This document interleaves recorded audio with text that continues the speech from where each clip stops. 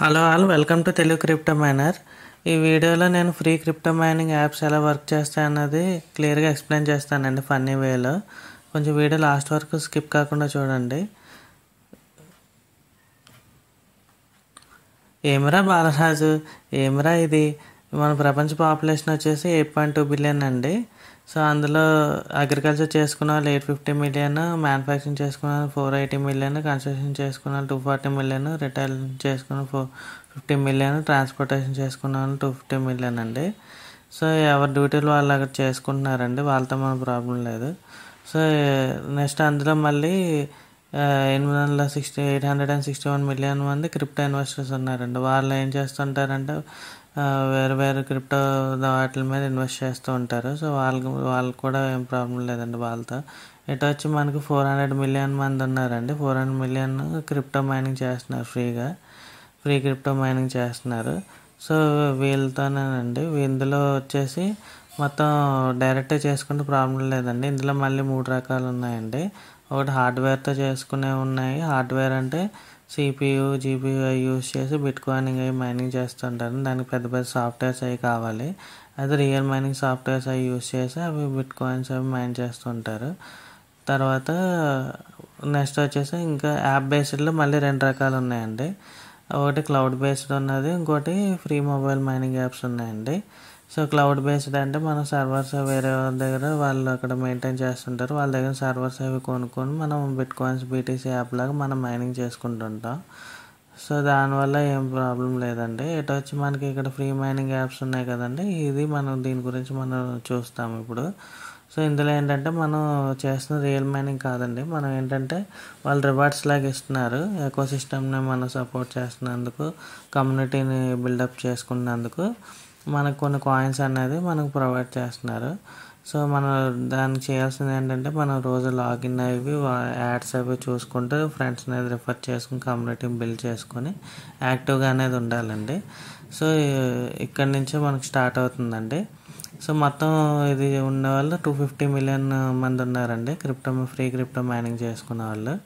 So ఇది first of all మనం చూసేది ఏంటంటే ప్రాజెక్ట్ ఏదైనా వస్తుందంటే ప్రాజెక్ట్ లాంచ్ అవుతుందా, ఎప్పుడు లాంచ్ అవుతుందా, ఎప్పుడు లాంచ్ అవ్వట్లేదు అన్నది చూసుకుంటామండి. లాంచ్ అవ్వకపోతే ప్రాబ్లం లేదండి. లాంచ్ అయిన తర్వాతే మనం ఆలోచించాలి. లాంచ్ అయిన తర్వాత సప్లై ఉంటుందండి. వాళ్ళ ఎన్ని కాయిన్స్ సప్లై రిలీజ్ చేస్తారని చూసుకోవాలి.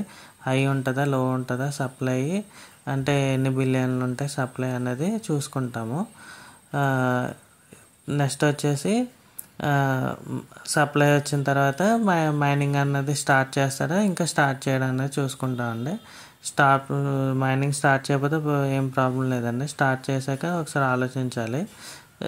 స్టార్ట్ చేశాక ఏం ఆలోచించాలంటే మొత్తం ఎవ్రీడే 24 అవర్స్కి ఒకసారి చేయాలా, లేకపోతే డైలీ 2 టైమ్స్ 4 టైమ్స్ 6 టైమ్స్ చేయాల్సి ఉంటుందా, అది ఒకసారి ఆలోచించాలండి.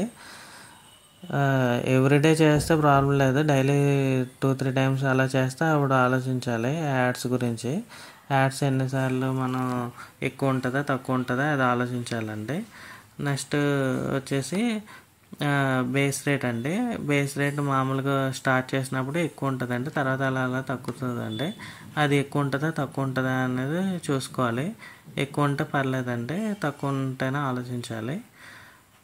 నెక్స్ట్ ఇదంతా అయిపోయిన తర్వాత నెక్స్ట్ KYC ప్రాసెస్లోకి ఎంటర్ అవుతామండి. KYC ప్రాసెస్ స్టార్ట్ అవుతుందా లేదా అన్నది ఆలోచించిన తర్వాత స్టార్ట్ అయితే ఓకే అండి. స్టార్ట్ అయ్యి మనది అప్లికేషన్ అప్రూవ్ అయిపోతే ఓకే, ప్రాబ్లం లేదు. రిజెక్ట్ అయితేనే ఆలోచించాలండి. లిస్టింగ్ అవుతుందా, ఇంకా లిస్టింగ్ అవ్వట్లేదా అన్నది వెయిట్ చేస్తామండి. అవ్వకపోతే ప్రాబ్లం లేదండి, అవుతేనే ఇంకా ఆలోచించాలండి. అవుతే సెంట్రలైజ్డ్లో అవుతుందా డీసెంట్రలైజ్డ్లో అవుతుందా అనేది చూసుకోవాలి. సెంట్రలైజ్డ్లో అయితే ప్రాబ్లం లేదండి, ఎక్కువ ప్రైజ్ ఉంటుంది. డీసెంట్రలైజ్డ్లో అయితేనే ఏ ప్లాట్ఫామ్స్లో అవుతుంది, ప్రైజ్ ఎంత పెడతారు, తక్కువ పెడతారా ఎక్కువ పెడతారా అని చూసుకోవాలి. తర్వాత దాన్ని అమ్మేయాలా, కొనాలా, అమ్మాలా, ఇంకా కొత్త కాయిన్స్ కొనుక్కోవాలా అది ఆలోచించాలి. ఇవన్నీ కూడా ఏంటంటే ఫ్రీ మైనింగ్ యాప్స్ ఇవన్నీ స్టార్టింగ్ నుంచి ఎండింగ్ వరకు ఇది ప్రాసెస్ అండి.